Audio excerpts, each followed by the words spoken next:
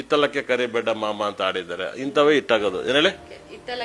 ಅದನ್ನ ಮನೆ ಕರಿಯಕ್ ರೆಡಿ ಇಲ್ಲ ಯಾರು, ಮನೆ ಬರಕ್ ರೆಡಿ ಇರಕ್ಲಿ, ಇತ್ಲಿ ಹೋಯ್ತು ಅಂತ ಆಡುಗಳು ಇವೆಲ್ಲ ಡಬಲ್ ಮೀನಿಂಗ್ ಆಡ್ಕೊಳ್ಳಲ್ಲ ಮೇಡಮ್ ಅವರೇ.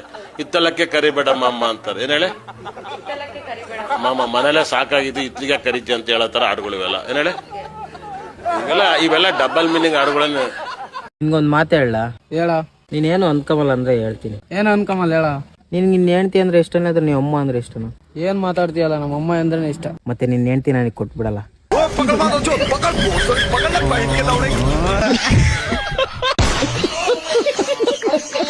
ಯಾರ ಮಾತಾಡಕತ್ತಿತ್ತಮ್ಮ? ನನ್ ಲವರ್ ರೀ. ನೀವು ವಯಸ್ಸಿನ ಲವ್ ಯು ಮಾಡಿದ್ದಾನ?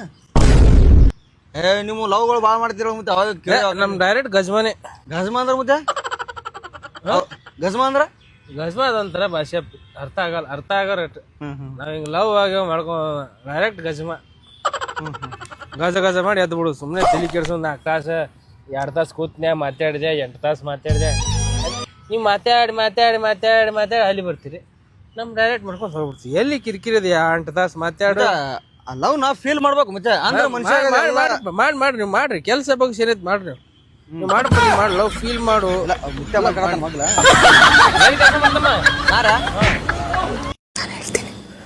ನಾನು ಹೇಳ್ತೀನಿ.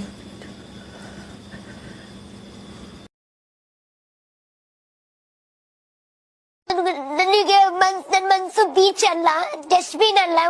ಇನ್ನೊಬ್ರ ಮೇಲೆ ಮನ್ಸು ಹಾಕೊಂಡ್ ಹೋಗಕ್ಕೆ, ಒಬ್ರ ಮೇಲೆ ಮನ್ಸಾಗಿದೆ ಅಂದ್ರೆ ಒಬ್ರಿಗೆ ಲೈಫ್ ಕೊಡ್ಬೇಕು, ಇಲ್ಲ ಅಂದ್ರೆ ಬಿಟ್ಬಿಡ್ಬೇಕು. ನಾನು ಸ್ವಲ್ಪ ಡಿಪ್ರೆಷನ್ ಅಲ್ಲಿ ಇದೀನಿ, ಸೀರಿಯಸ್ ಆಗಿ ನಾನು ಡಿಪ್ರೆಷನ್ ಅಲ್ಲಿ ಇದೀನಿ. ನನಗೆ ಆಗ್ತಾ ಇಲ್ಲ ಇರಕ್ಕೆ, ಒಂಥರ ಮರೆಯಕ್ಕೆ ಆಗ್ತಾ ಇಲ್ಲ. ಈ ತರ ಇನ್ಸಿಡೆಂಟ್ಸ್ ಆಯ್ತಲ್ಲ ನನ್ನ ಜೀವನದಲ್ಲಿ ಅಂತ. ಹುಟ್ಟದಾಗಿದ್ದ ಸಾಯ ತಕ ಬರೀ ನೋವಲ್ಲೇ ಆಗೋಯ್ತಲ್ಲ. ಒಬ್ರಿಗೆ ಒಳ್ಳೇದ್ ಮಾಡ್ಬಿಟ್ಟು ನಾನು ಕೆಟ್ಟೋಳಾದ್ನಲ್ಲ ಅಂತ ಬೇಜಾರಾಗ್ತಿದೆ. ತಕ್ಕೋದ್ರು ಹೊಡೆದ್ರು ಹುಚ್ಚ್ರ ಹೊಡೆದ್ರು. ದಿಲ್ಲು ಬಂದ ನೋಡಿ ಬಿಕ್ಲದಿಲ್ಲು, ದಿಲ್ಲು ಮುಂದಕ್ಕೆ ಕೇಳೋ ಮಂಗದಿಲ್ಲು. ಮಳೆ ಬಂದ್ರೆ ಆಗುತ್ತೆ ಜಿಲ್ಲು. ಇವ್ನ್ ಕಿತ್ತೋಗಿರೋ ಡೈಲಾಗ್ ಹೇಳ್ಬೇಕಾದ್ರೆ ಬಾಯಿಂದ ಬರುತ್ತೆ ಜಲ್ಲು. ಸ್ವಲ್ಪ ಜನ ನಡ್ಕೊಂಡ್ ಆಗವ್ರೆ ಡಲ್ಲು. ಅವ್ರ ಡಲ್ಲಾಗ ಕಾರಣನೇ ನೀನ್ ಮಾಡೋ ಕಿತ್ತೋಗಿರೋ ರೀಲು. ಗೌಡ್ರೆ ಚಾ ಕುಡಿಸ್ತೀರಿ ಇಲ್ಲ ಒಂದೇ ಮಾತ್ ಹೇಳ್ರಿ? ಚಾ ಬೇಕಾ? ಒಂದ್ 5 ನಿಮಿಷ ಇರು, ಮನೆ ಕೊಡಿಸ್ತೀನಿ. ಇದ್ ಕಡೆ ನನ್ ತಲೆನೇ ಕಟ್ಸ್ಕೊಳಲ್ಲ, ಯಾಕಂದ್ರೆ ನನ್ಗೈತೆ ದಿಲ್ಲು. ಜಿಲ್ಲು ಡಲ್ಲು. ಅಯ್ಯೋ ನೀನು ಬಾಯಿಗೆ ಯಾರಾದ್ರೂ ಹಾಕ್ಬೇಕಣ್ಣ ಜಲ್ಲಿ ಕಲ್ಲು. ಗೌಡ್ರೆ ಚಾ 2 ನಿಮಿಷ ಇರೋ.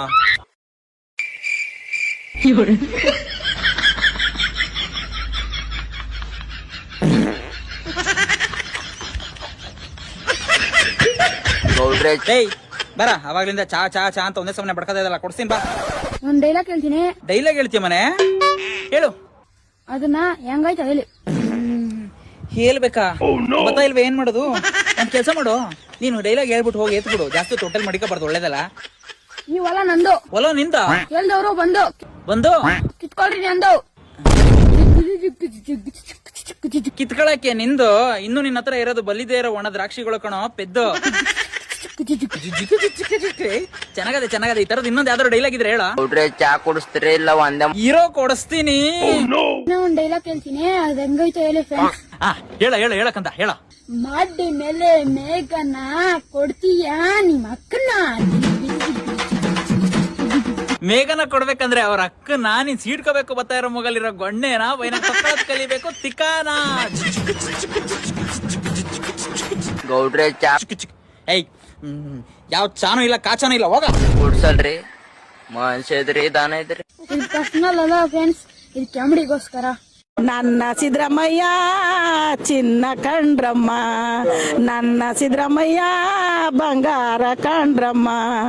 ಆ ಕಾಡೆ ನರಸೀಪುರ, ಈ ಕಾಡೆ ಮೈಸೂರು, ಮಧ್ಯದಲ್ಲಿರುವ ಸಿದ್ದರಾಮಯ್ಯನ ಉಂಡಿ. ಹಾಲು ಕೆಡಬಾರ್ದು ಅಂದ್ರೆ ಆಗ ಕಾಯಿಸ್ತಾ ಇರಿ. ಹಾಲು ಕೆಟ್ಟ ಕೆರೆ ಹಿಡಿದು ಒಡೆದು ಮೊಸರಾಗಿ ಪಿಸ್ರದ್ದೋಗೈತೆ, ಬೇದನ್ ಕಾಸಿದ್ರೆ ಏನ್ ಬಿಟ್ರೆ ನಿನ್ ಕೈನ ಸ್ವಲ್ಪ ದೂರ ಇಟ್ಕ, ಇಲ್ಲೆಲ್ಲ ನೋಡಕತ್ತಾರ. ರೋಮೋ ಏನೋ ಸಂಟ ನೋಡಕತ್ತಿ ನಾನು. ಗೌಡ್ರೆ ಚಾ ಕುಡಿಸ್ತೀರಿ ಇಲ್ಲ ಹಾಲ್ ಕೆಟ್ಟವ್ಲೆ ಮೂರ್ ಮುಕ್ಕಳೆ. ಹಾಗೆ ನಿಮ್ಮ ಸಂಸಾರ ಕೆಡಬಾರ್ದು ಅಂದ್ರೆ ಏನ್ ಮಾಡ್ಬೇಕ? ನಿಮ್ಮ ಹೆಂಡತಿಗೆ ಆಗಾಗ ಏನಾದ್ರೂ ಕೊಡಿಸ್ತಾ ಇರಿ. ಅಲ್ಲ ಕೊಡಿಸ್ತೀವಿ, ಬಟ್ ನಿಮ್ ಕೈ ಆಕ್ಷನ್ ನೋಡಿದ್ರೆ ಸರಿಗ್ ಹೋಗಿ ತಿವಿರಿ ಅನ್ನೋ ತರ ಕಾಣಿಸ್ತಿದೆ. ಸೊ ನಿಮ್ ಕೈನ ಸ್ವಲ್ಪ ಕಂಟ್ರೋಲ್ ಅಲ್ಲಿ ಇಟ್ಕೊಳ್ಳಿ. ಸರಿಗ್ ನೈಟ್ ಡ್ಯೂಟಿ ಮಾಡಮ್ಮ.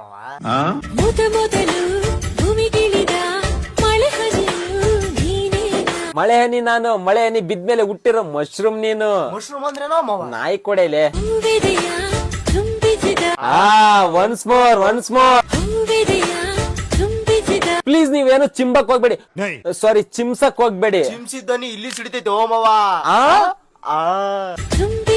ಏ ಸುಮ್ನೆ ನಡಿಬೇ.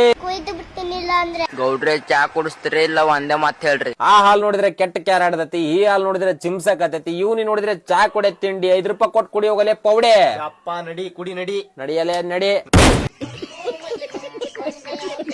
ರಕ್ಷಿತ ನಾಟಕ ಅಂತ ಹೇಳ್ಕೊಂಡು ನೀನ್ ಚಪ್ಲಿ ತೋರಿಸ್ತಿದ್ಯಾ ಅಂದ್ರೆ ನೀನ್ ಯಾರಿಗ ಅವಮಾನ ಮಾಡ್ತಾ ಇದ್ಯಾ? ಕಲಾವಿದರಿಗೆ ಚಪ್ಪಲ್ ತೋರ್ಸಿದ್ರ ನಾವು ಪರ್ಸೆಪ್ಷನ್ ರಾಂಗ್ ಕೊಟ್ಟಾಗ ಏನಾಗುತ್ತೆ? ಯಾರ್ಯಾರೋ ಇದ್ಬಿಟ್ಟು ಕಲಾವಿದರಿಗೆ ಹೇಳಿದ್ರಂತೆ, ಕಲಾವಿದರಿಗೆ ಹೇಳಿದ್ರು. ಯಾಕೆ ಮೇಡಮ್ ಈ ವೇದಿಕೆಯಲ್ಲಿ ನಡೆಸ್ಕೊಡ್ತಾರ? ನಾನೊಬ್ಬ ಕಲಾವಿದ ಅಲ್ವಾ? ಕರ್ನಾಟಕದಲ್ಲಿ ಇರುವಂತ ಪ್ರತಿಯೊಬ್ರು ಕಲಾವಿದರಿಗೆ ನಾನು ಉತ್ತರ ಕೊಡಬೇಕಿತ್ತು. ಇದು ರಾಂಗ್ ಪರ್ಸೆಪ್ಷನ್. ವಾರದ ಕತೆ ಕಿಚ್ಚನ ಜೊತೆ ಇಂದು ರಾತ್ರಿ 9 ಗಂಟೆಗೆ. ರಕ್ಷಿತಾ ಅವರೇ, ಏನ್ ಅನ್ನಿಸ್ತು ನಿಮಗೆ? ಸರ್ ಆಕ್ಚುಲಿ ನನ್ನ ಒಂದು ಪೆರಂಕಾಯಿ ಇರ್ಲಿಲ್ಲ, ಸೊ ಬಟ್ ಅದೇ ಬೆಡ್ ನನ್ನಲ್ಲ. ಸೊ ಗೊತ್ತಿಲ್ಲ ನನ್ನ ಸೀಬೆಕಾಯಿ ಎಲ್ಲಿ ಹೋಯ್ತು ಅಂತ. ಸೀಬೆ ಅಲ್ಲ, ಪೆರಂಕಾಯಿ.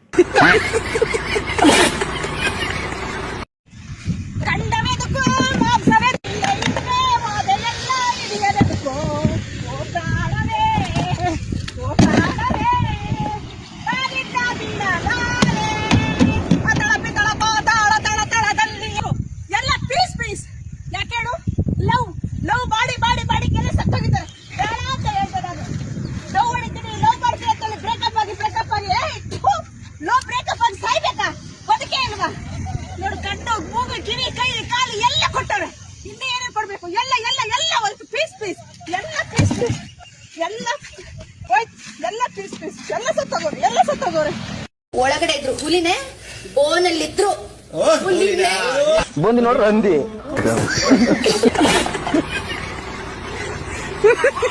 ಕೋರ್ಟ್ ಇಂದ ಹೊರಗ್ ಬರ್ಬೇಕಾದ್ರೆ ಯಾವಾಗ ಫ್ಯಾನ್ಸ್ಗಳು D boss Darshan, Darshan sir, Darshan sir, D boss, boss boss ಅಂತ ಕೂಗ್ತಿದ್ದಾಗ ಒಂದ್ ಗತ್ತಲ್ಲಿ ಹಿಂಗ್ ವಿಶ್ ಮಾಡ್ತಾ ಇದ್ರು, ಹಿಂಗೆಲ್ಲ ವಿಶ್ ಮಾಡ್ತಾ ಇದ್ರು. ಈಗ ಕೋರ್ಟ್ ಇಂದ ಹೊರಗ್ ಬರ್ಬೇಕಾದ್ರೆ ಎಲ್ರು ಡಿ ಬಾಸ್ ದರ್ಶನ್ ನಮ್ ಬಾಸ್ ಅಂತೆಲ್ಲ ಕರೆದಾಗ ಎಲ್ರಿಗೂ ಅಣ್ಣ ನಮಸ್ಕಾರ, ಅಣ್ಣ ಸಲಾಂ, ಅಣ್ಣ ನಮಸ್ಕಾರ ಅಂದ್ರೆ ಬಗ್ಗೋಗ್ಬಿಟ್ಟಿದ್ರು. ಅಂದ್ರೆ ಹೆಂಗಿರೋ ಮನುಷ್ಯ ಹೆಂಗಾಗೋದ್ರು. ಎಷ್ಟು ಅಂದ್ರೆ ಈಗ ರಾಮಾಯಣ ಮಹಾಭಾರತ ಎಲ್ಲ ಒಂದು ಒಬ್ಬ ಮನ್ಸ ಕಷ್ಟದಲ್ಲವನೇ ಅಂದ ತಕ್ಷಣ ಯಾವ ಲೆವೆಲ್ಗೆ ಇಳಿತೀರಾ ನೀವು? ನ್ಯೂಸ್ ಚಾನಲ್ ನಿಮ್ದು, ಆ ಬಕೆಟ್ ಚಾನಲ್ ಅಂತ ನಿಮ್ಗೆ ಕರೆಕ್ಟ್ ಆಗಿ ಹೆಸರಿಟ್ಟವ್ರು ಯಾರು? ನಾನು ಹೇಳೋದು ನಿಮ್ಗೆ, ಇಷ್ಟು ಥರ್ಡ್ ಕ್ಲಾಸ್ ಆಗಿ ನ್ಯೂಸ್ ಚಾನಲ್ ನಡೆಸ್ತಾ ಇದೀರಲ್ಲ ನೀವು. ಒಬ್ಬ ವ್ಯಕ್ತಿನ ತೇಜೋವಧೆ ಮಾಡೋದು ಯಾವ ಲೆಕ್ಕದಲ್ಲಿ ನ್ಯೂಸ್ ಚಾನಲ್ ನೀವು? ಇಷ್ಟು ಅಸಹ್ಯವಾಗೆಲ್ಲ ನ್ಯೂಸ್ ಚಾನಲ್ ನಡೆಸಬಹುದು ಅಂತ ನನಗೆ ಗೊತ್ತಿಲ್ಲ. ನಿಮ್ ಚಾನಲ್ ನೋಡಿ ನನ್ಗೆ ಗೊತ್ತಾಗಿದ್ದು ಇಷ್ಟು ವರ್ಸ್ಟಾಗೆಲ್ಲ ಒಂದು ಚಾನಲ್ ನಡೆಸಬಹುದು ಅಂತ. ಬಾಬಾ ನಾವ್ ಎಕ್ಸ್ಪೆಕ್ಟ್ ಮಾಡದಂತ ಕಿಚ್ಚ ಸುದೀಪ್ ಅಂದ್ರೆ ಇದು. ನಿನ್ನೆ ಎಪಿಸೋಡ್ ಯಾರೆಲ್ಲ ನೋಡಿದಿರ ನಿಮಗ್ ಗೊತ್ತಾಗಿರುತ್ತೆ. ನಿನ್ನೆ ಎಪಿಸೋಡ್ ಅಲ್ಲಿ ಕಿಚ್ಚ ಸುದೀಪ್ ಅವರು ಅಬ್ಬಾ ಕಿಚ್ಚ ಇಸ್ ಬ್ಯಾಕ್ ಅಂತ ಪ್ರೂವ್ ಮಾಡ್ಬಿಟ್ರು. ಯಾಕೆ ಅಂತಂದ್ರೆ ತಪ್ಪು ಮಾಡಿದವ್ರಿಗೆ ನಾನ್ ಯಾವತ್ತಿದ್ರು ಕೂಡ ಶಿಕ್ಷೆ ಕೊಡೋದಕ್ಕೆ ಒಂದ್ ಕೈ ಯಾವತ್ತಿದ್ರು ಮುಂದೆ ಇರ್ತೀನಿ ಅಂತಂದೇಳಿ ಪ್ರತಿ ಸಲ ಕಿಚ್ಚನನ್ನ ನಾವು ನಂಬ್ತಾ ಇದ್ವಿ. ಅದನ್ನ ಈ ವಾರ ಪ್ರೂವ್ ಮಾಡ್ಕೊಂಡ್ರು. ಇದು ಬೇಕಾಗಿದ್ದು ನಮಗೆ. ಕಿಚ್ಚ ಅಂದ್ರೆ ಇದು ಬೇಕಾಗಿದ್ದು. ಬಿಗ್ ಬಾಸ್ ಅಲ್ಲಿ ನಾವು ಕಿಚ್ಚನ ಹತ್ರ ಎಕ್ಸ್ಪೆಕ್ಟ್ ಮಾಡಿದ್ದನ್ನೇ. ಇದೇ ರೀತಿ ಪ್ರತಿ ವಾರ ಕಿಚ್ಚ ಇದ್ದಿದ್ದೇ ಆದ್ರೆ ನೆಕ್ಸ್ಟ್ ಯಾವ ಅಶ್ವಿನಿ ಗೌಡ, ಯಾವ ರಿಷಾ ಗೌಡ, ಯಾವ ಕಾಕ್ರೋಚ್, ಯಾವ ಧ್ರುವಂತ್, ಯಾವ ಸೂರಜ್, ಯಾವ ರಾಶಿಕಾನು ಎಗರಾಡಕ್ಕಾಗಲ್ಲ. ಬಾಯ್ ಮುಚ್ಕೊಂಡಿರ್ಬೇಕಾಗತ್ತೆ. ಹೌದು, ಪ್ರತಿ ಟಾಸ್ಕ್ 11-12 ಗಂಟೆಗೆ ಇರುತ್ತೆ ರಾತ್ರಿ. ಆ ಟಾಸ್ಕ್ ಮುಗಿಯೋದೇ 12-12:30 ಆಗುತ್ತೆ. ಅಲ್ಲಿ ಒಂದು ಲೈಟ್ ಇರುತ್ತೆ, ಡಾರ್ಕ್. ಆ ಲೈಟ್ ಅರ್ಧ ಆಫ್ ಆಗುತ್ತೆ, ಅಂದ್ರೆ ಫುಲ್ ಆಫ್ ಆಗಲ್ಲ, ಫುಲ್ ಬೆಳಕೆ ಇರುತ್ತೆ. ಬೆಳಗ್ಗೆವರೆಗೂ ಬೆಳಕಲ್ಲೇ ಇರುತ್ತೆ, ಲೈಟೇ ಇರುತ್ತೆ. ಆದ್ರೆ ಒರಿಜಿನಲ್ ಲೈಟ್ ಗಿಂತ ಚೂರ್ ಡಿಮ್ ಆಗುತ್ತೆ. ಅವಾಗ್ಲೇ ಮಲ್ಕೋಬೇಕು. ಅದೇನ್ ಮಾಡ್ತಾರೆ, 12:30 ಮುಗ್ದಿದ್ರು ಬೆಳಗಿನ ಜಾವ 2 ಗಂಟೆ, 3 ಗಂಟೆ, 4 ಗಂಟೆವರೆಗೂ ಆಫ್ ಮಾಡೋದು. ನಾವು ತೂಕುಡ್ಸ್ಕೊಂಡು ಕಾಯ್ಕೊಂಡೇ ಕೂತಿರ್ಬೇಕು. ಮುಗಿದ ಮೇಲೂ ಮಾಡ್ಸಕ್ ಬಿಡಲ್ಲ, ನಿದ್ದೆ ಬಂದ್ರು ಬಿಡಲ್ಲ, ಏನಕ್ಕೂ ಬಿಡಲ್ಲ. ನಿದ್ದೆ ಆದ್ರೆ ನಾಯಿ ಬೋಬೋ ಅನ್ನೋದು, ಮಲ್ಗಕ್ಕೆ ಬಿಡಲ್ಲ. ಆಮೇಲೆ ರಾತ್ರಿ 3 ಗಂಟೆಗೋ 4 ಗಂಟೆಗೋ ಲೈಟ್ ಆಫ್ ಆಗುತ್ತೆ. ಆ ಲೈಟ್ ಆಫ್ ಆದಾಗ ಮಲ್ಕೋಕೆ ರೆಡಿ. ಅವಾಗ ನೋಡಿದ್ರೆ ಇವ್ರು ಆರ್ಟಿ ಹೊಡ್ಕೊಂಡ್ ಕೂತಿರ್ತಾರೆ ಮಿಕ್ದವ್ರು. ಅಲ್ಲಿ 2 ಅವರ್ ಹೋಯ್ತು, ತಿರ್ಗಾ 6 ಗಂಟೆವರೆಗೂ. ಒಟ್ನಲ್ಲಿ ನಮ್ಗೆ ಸುಸ್ತಾಗಿ ಫೀಲು, ತೂಗುಡಿಸ್ತಾ ಇರ್ತೀವಿ, ನಿದ್ದೆ ಹೊಡಿತಾ ಇರ್ತೀವಿ. ಅಂದಾಜು ಹೇಳ್ತಾ ಇರೋದು ಅಂದ್ರೆ ಪಕ್ಕಾ ಟೈಮ್ ಅಲ್ಲ, ಎಲ್ಲಾರು ಒದ್ದಾಡ್ತಾ ಇರ್ತೀವಿ. ಅಂದ್ರೆ ಚಿತ್ರಹಿಂಸೆ ಅಂದ್ರೆ ನರ್ಕನೇ ಎಷ್ಟೋ ಬೆಸ್ಟ್, ಸೆಂಟ್ರಲ್ ಜೈಲೇ ಎಷ್ಟೋ ಬೆಸ್ಟ್. ಅಲ್ಲಿ ಫುಲ್ 18 ದಿವಸನೂ ನಿದ್ದೆ ಇಲ್ಲ. ಯಾವ ಲೆಕ್ಕಕ್ಕೆ ಮುದ್ಕ ತರ ಆಗಿದ್ದೆ ಅಂದ್ರೆ, ನಮ್ಮಮ್ಮ ಮುದ್ಕ ತರ ಆಗಿ ಬಂದ್ಬಿಟ್ಟಿದೆ, 75 ವರ್ಷದ ಮುದ್ಕ ತರ ಇದೆಯಾ, ನೀನ್ ನೋಡಕ್ಕಾಗಲ್ಲ, ಎಲ್ಲ ಸ್ಯಾಕ್ ಆಗ್ಬಿಟ್ಟಿತ್ತು. ಪೂರ್ತಿ ಎಪಿಸೋಡ್ ನೋಡಲು first view Kannada channel subscribe ಮಾಡಿ. ಆದ್ರೆ ನಾನು ಅವನ್ನ ಫೇಲ್ ಆಗಕ್ಕೋಸ್ಕರ ಕಾಯ್ತಾ ಇದ್ದೀನಿ. ಫೇಲ್ ಆಗ್ಲಿ ಅಂತ ಕಾಯ್ತಾ ಇದ್ದೀನಿ. ಫೇಲ್ ಆದ್ರೆ ನನ್ನ ಮಗ ಫೇಲ್ ಆದ ಅಂತ ಒಂದು 350 ಜನಕ್ಕೆ ಕರೆದು ಒಂದು ಗ್ರ್ಯಾಂಡ್ ಪಾರ್ಟಿ ಮಾಡಿ ಅದನ್ನೇ ವರ್ಲ್ಡ್ ನ್ಯೂಸ್ ಮಾಡೋಣ. ಎಂತ ಅಪ್ಪ ಇವನು ಲೋಫರ್, ನನ್ನ ಮಗ ಫೇಲ್ ಆಗಿದ್ಕೆ ಪಾರ್ಟಿ ಕೊಡಿಸ್ತಾ ಅಂತ ವರ್ಡ್ ಮಾತಾಡಂಗೆ ನ್ಯೂಸ್ ಮಾಡ್ಬಿಟ್ಟು ಆಮೇಲೆ ಮೂವಿಗೆ ಬಿಡೋಣ ಅಂತ ಇದ್ದೀನಿ. ಆದ್ರೆ ಅವ್ನು 70%, 35% ತೆಗಿತಾ ಇದ್ದಾನು, 70%, 60% ಹಂಗೆ ರೈಸ್ ಆಗ್ತಾನೆ ಇದ್ದಾನೆ. ಫೇಲೇ ಆಗ್ತಾ ಇಲ್ಲ. ನಮ್ಮ ತಂದೆಗೆ ಅವನು ಓದ್ಬೇಕು ಅಂತ, ನನಗೆ ಅವನು ಓದ್ತಾ ಇದ್ರೆ ಹೀರೋ ಯಾವಾಗ ಮಾಡೋದು? ಆಲ್ರೆಡಿ 5 ಪಿಕ್ಚರ್ ಆಫರ್ ಬಂದು ಹೋಯ್ತು. ಯಾಕಂದ್ರೆ ಓದ್ನ ಬಿಟ್ಟು ಮೂವಿ ಕಳ್ಸಕ್ ನಮ್ಮ ತಂದೆ ಬಿಡಲ್ಲ. ನಮ್ಮ ತಂದೆಗೆ ಅವನು ಓದ್ಸೋದು ಇಷ್ಟ, ನನಗೇನಂದ್ರೆ ಮೂವಿ ಕಳ್ಸೋದು ಇಷ್ಟ. ಯಾಕಂದ್ರೆ ಅವನು ಬರ್ತೇನೆ, ಅವ್ನು ಹುಟ್ಟಕ್ಕಿಂತ ಮುಂಚೆನೆ ನನ್ನ ಮಗ ಹುಟ್ಟಿದ್ರೆ ಹೀರೋ ಮಾಡಬೇಕು, ಮಗಳು ಹುಟ್ಟಿದ್ರೆ ಹೀರೋಯಿನ್ ಮಾಡಬೇಕು ಅಂತ, 2 ಹೆಣ್ಣು ಹುಟ್ಲಿ ಗಂಡು ಹುಟ್ಲಿ ಅಂತ ಆ ಥರನೇ ಮೈಂಡ್ ಸೆಟ್ ಇದ್ದವನು. ಬಾಯ್ಸು ಸತ್ಯ ಹೇಳಿ, ಮಧ್ಯರಾತ್ರಿ 12 ಗಂಟೆ ಆದಮೇಲೆ ನಿಮ್ಗೆ ಏನಾಗುತ್ತೆ? ನಾವೇನಾದರೂ ಮೆಸೇಜ್ ಮಾಡಿದ್ರೆ ಯಾಕೆ ಹಂಗೆ ಆಡ್ತೀರಾ? ನಿಜ ಹೇಳಿ, ಯಾಕೆ? ಹೌದು. ಅಲ್ಲ, ನಾನು ತಲೆನೇ ಕೆಡಿಸ್ಕೊಳ್ಳಲ್ಲ. ಟ್ರೋಲ್ ಮಾಡೋದ್ರಿಂದ ನನ್ನ ಮಗ ನಾನು ಫೇಮಸ್ ಆಗ್ತಾ ಇದೀವಿ. ಅಲ್ಲಿ ನನ್ನ ಮಗ ಅಲ್ಲೇ ಸೆಲೆಬ್ರಿಟಿ ಆಗ್ತಾ ಇದ್ದಾನೆ. ಅದರಿಂದ ದಯವಿಟ್ಟು ಕೆಟ್ಟದಾಗ ಟ್ರೋಲ್ ಮಾಡಿ ನನ್ನ ಮಗನ್ನ ನೀವೇ ಬಿಟ್ಟು ಪಬ್ಲಿಸಿಟಿ ಮಾಡಿ ಬೇಗ ಅವನ್ನ ಇನ್ನು 5 ಪಿಕ್ಚರ್ ಆಲ್ರೆಡಿ ಮೂವಿಗೆ ಆಫರ್ ಬಂದಿದೆ, ಇನ್ನೂ ಒಂದು 100 ಪಿಕ್ಚರ್ ಬರೋಂಗೆ ಇದು ಮಾಡಿ. ನೀವೆಷ್ಟು ಪಬ್ಲಿಸಿಟಿ ಕೊಡ್ತೀರಾ ಕೆಟ್ಟದಾಗ ಮಾತಾಡ್ಕೊಂಡು ಅಷ್ಟು ನನಗೆ ಒಳ್ಳೇದು, ನನ್ನ ಮಗನಿಗೂ ಒಳ್ಳೇದು. ದಯವಿಟ್ಟು ಕೆಟ್ಟದಾಗೇ ಟ್ರೋಲ್ ಮಾಡಿ, ಒಳ್ಳೇದಾಗಿ ದಯವಿಟ್ಟು ಯಾರು ಮಾಡಬೇಡಿ. ಯಾಕಂದ್ರೆ ಬಿಗ್ ಬಾಸ್ಗೆ ಹೋಗೋ ಚಾನ್ಸ್ ನಿಮಗೂ ಸಿಗಲ್ಲ, ನನಗೂ ಸಿಗಲ್ಲ, ನನ್ನ ಮಗನಿಗೂ ಸಿಗಲ್ಲ. ದಯವಿಟ್ಟು ಬೇಗ ನನ್ನ ಮಗನ ಬಗ್ಗೆನೂ ಕ್ಯಾಕ್ಟರ್ಸ್ ಉಗೀರಿ, ಅವಾಗಲೇ ಅವನು ನೆಕ್ಸ್ಟ್ ಇಯರ್ ಬಿಗ್ ಬಾಸ್ಗೆ ಹೋಗೋ ಚಾನ್ಸಸ್ ಸಿಗ್ಬೋದು. ಬಿಗ್ ಬಾಸ್ ಮನೆಯಲ್ಲಿ ಒಬ್ರು ಯುವತಿ ನನಗೆ ಪ್ರಪೋಸ್ ಮಾಡಿದ್ರು ಅಂತ ಹೇಳಿದ್ರೆ, ಯಾರವರು, ಏನು? ಅದು ಈ ಸಲ ಬಿಗ್ ಬಾಸ್ ಅಲ್ಲ, ಅವರೇ ಹಳೆ ಬಿಗ್ ಬಾಸ್ ಇದರಲ್ಲಿ ಒಬ್ರು ಪ್ರಪೋಸ್ ಮಾಡಿದ್ರು. ಅದು ಬಿಟ್ಟು ಹೀರೋಯಿನ್ಸ್ಗಳು ತುಂಬಾ ಪ್ರಪೋಸ್ ಮಾಡಿದ್ರು. ಅವೆಲ್ಲ ಹೆಂಗೆ ಹೇಳಕ್ಕಾಗತ್ತೆ? ಇಲ್ಲ, ನಂದು ಕೋರ್ಟ್ ಕೇಸ್ ಇದೆ ಮಿಸ್ಸಸ್ದು, ನಾನು ಹೇಳೋದು ಇಲ್ಲ. ಮಿಸ್ಸಸ್ ದೇವ್ರೆ ಅವರು 3 ಕೋಟಿ ಬೇಕು, 3 ಮನೆ ಬೇಕು ಅಂತ ಕೇಸ್ ಹಾಕ್ಕೊಂಡಿದ್ದಾರೆ. ಡೈವರ್ಸ್ ಕೊಡ್ತಾ ಇಲ್ಲ ಅವರು. ಡೈವರ್ಸ್ 60 ವರ್ಷ ಆದ್ಮೇಲೆ ಕೊಡ್ತಾರಂತೆ. ಕಾರಣ ಏನಂದ್ರೆ ನಾನು ಸ್ಮಾರ್ಟ್ ಆಗಿದ್ದೀನಂತೆ, ಅದಕ್ಕೆ ಯಾರನ್ನಾರು ಕಟ್ಕೊಂಡ್ಬಿಡ್ತೀನಂತೆ ಇಮಿಡಿಯೇಟು. ಅಲ್ಲಿ ಹುಡುಗಿರು ಕಟ್ಕೊಂಡ್ಬಿಡ್ತಾರಂತೆ, ಅದಕ್ಕೆ 60 ವರ್ಷ ಆದ್ರೆ ನಾನು ಮುತ್ಕ ಆಗ್ತೀನಂತೆ. ನನಗೆ ಜನಗಳು ಹೇಳ್ತಾ ಇರೋದು ಏಜ್ ಆಗ್ತಾ ಇನ್ನೂ ಚಿಕ್ಕ ಹುಡುಗ ಆಗ್ತಾ ಇದೆಯಾ, ನನ್ನ ಮಗನ್ನ ಬಂದು ಅಣ್ಣ ತಮ್ಮ ಅಂತಾರೆ, ಟ್ವಿನ್ಸ್ ಅಂತಾರೆ. ಬರ್ತಾ ಏಜ್ ಮೈನಸ್ ಆಗ್ತಾ ಇದೆ ಅಂತ ಹೊರ್ತಾರೆ ಹೊರತು ಏಜ್ ಆಗ್ತಾ ಇದೆ ಅಂತ ಅನ್ಕೊಳ್ಳಲ್ಲ. ಸರ್, ನನಗೆ ಚಿಕ್ಕ ಹುಡುಗದಿಂದನೂ ಸ್ಟೈಲ್ ಅಂತಾನೆ ಇದು ಮಾಡೋರು, ಅಮೀರ್ ಖಾನ್ ಥರ ಇದ್ದೆ ಅಂತ. ಆಮೇಲೆ ನಾನು ಅವಾಗಿಂದನೇ ಬ್ಯಾಗಿ ಅಂತ ಅಡ್ಡ ಹೆಸರು ಕರೆಯೋರು. ಅಂದರೆ ಇಡೀ ಸ್ಕೂಲಲ್ಲಿರೋರೆಲ್ಲ ಒಂಥರ ಡ್ರೆಸ್ ಆದರೆ ನಾನು ಲೂಸ್ ಪ್ಯಾಂಟ್ ಹಾಕ್ಕೊಂಡು ನನ್ನದೇ ಆದ ಒಂದು ಬ್ಯಾಗಿ ಸ್ಟೈಲಲ್ಲಿ ಒಂಥರ ಲೂಸ್ ಇದು ಕಲರ್ ಶರ್ಟು ಫೋಲ್ಡ್ ಮಾಡ್ಕೊಳ್ಳೋದು. ನಾನು ನಡ್ಕೊ ಬಂದ್ರೇ ಒಂದು 1000 ಜನ ಮಧ್ಯೆ ಎತ್ಕಾಣೋ ಥರ. ಅವಾಗ ತುಂಬ ಸಣ್ಣ ಇದ್ದೆ, ಮೂಳೆ ಬಿಟ್ಕೊಂಡು ಮಾಳು ಇದಾರಲ್ಲ ಅವರಲ್ಲಿ ಅರ್ಧ ಇದ್ದೆ. ಅಷ್ಟು ಸಣ್ಣ ಇದ್ರೂ ಡ್ರೆಸ್ ಸೆನ್ಸ್ ಅವಾಗ್ಲಿಂದನೂ ಚೆನ್ನಾಗಿತ್ತು. ಅವಾಗ್ಲಿಂದನೂ ನನ್ನ ಒಂಥರ ಹೀರೋ ಥರನೇ ನೋಡೋರು, ಎಲ್ಲ ಸೆಂಟರ್ ಆಫ್ ಅಟ್ರಾಕ್ಷನ್ ಆ ಥರ. ಅದರಿಂದ ನನಗೆ ಜಮಾನ್ದಿಂದನೂ ಡ್ರೆಸ್ ಹುಚ್ಚು. ನಾನು ಬೇರೆ ಏನು ಖರ್ಚು ಮಾಡ್ತೀನೋ ಬಿಡ್ತೀನೋ ಗೊತ್ತಿಲ್ಲ, ನಾನು ತಿನ್ನೋದಕ್ಕೆ ಬಿಟ್ಟರೆ ಡ್ರೆಸ್ಗೆ ಜಾಸ್ತಿ ಖರ್ಚು ಮಾಡೋದು. ಗೈಸ್, ಸೀರಿಯಸ್ಲಿ ಮಾಳು ಕ್ಯಾಪ್ಟನ್ ನನ್ಗಂತೂ ನಿಜವಾಗ್ಲೂ ನಂಬಕ್ಕೆ ಆಗ್ತಲ್ಲ. ಇದನ್ನ ನಿಜವಾಗ್ಲೂ ತುಂಬಾ ನಗು ಬರ್ತಿದೆ, ಆಕ್ಚುಲಿ ಕಾಮಿಡಿ ತರ ಕಾಣಿಸ್ತಾ ಇದೆ. ಇದನ್ನ ಮಾಳು ಆ ಅಪ್ಪನ ನಾನು ಈ ಜನಗಳನ್ನ ಕಳ್ಸಿರಲ್ಲ, ಫೇಕ್ ಜನಗಳನ್ನ. ಸೊ ಅವಾಗ್ಲೇ ಅವ್ನು ಇಷ್ಟೊಂದೆಲ್ಲ ಮಾತಾಡ್ತಾನ ಅಂತ ಗೊತ್ತಾಗಿದ್ ನನಗೆ. 4 ವಾರ ಒಂಚೂರು ಉಸ್ರೇ ಇಲ್ಲ, ಇದ್ರೋ ಇಲ್ವೋ ಅನ್ನೋ ತರ ಇದ್ದವರು ಜನಗಳು ಬಂದ ತಕ್ಷಣ ಅದು ಫೇಕ್ ಜನಗಳು ಬಿಡಿ. ಏನಕ್ಕೆ ಫೇಕ್ ಜನಗಳು ಅಂತ ಇದೀನಿ ಅಂತಂದ್ರೆ, ನನ್ ನಿಜವಾಗ್ಲೂ ಎಲ್ಲಿ ಇದ್ರೆ ಮಾಳು ಬಿಡಿ, ಮಾಳುನ ಬಿಟ್ಬಿಡಿ.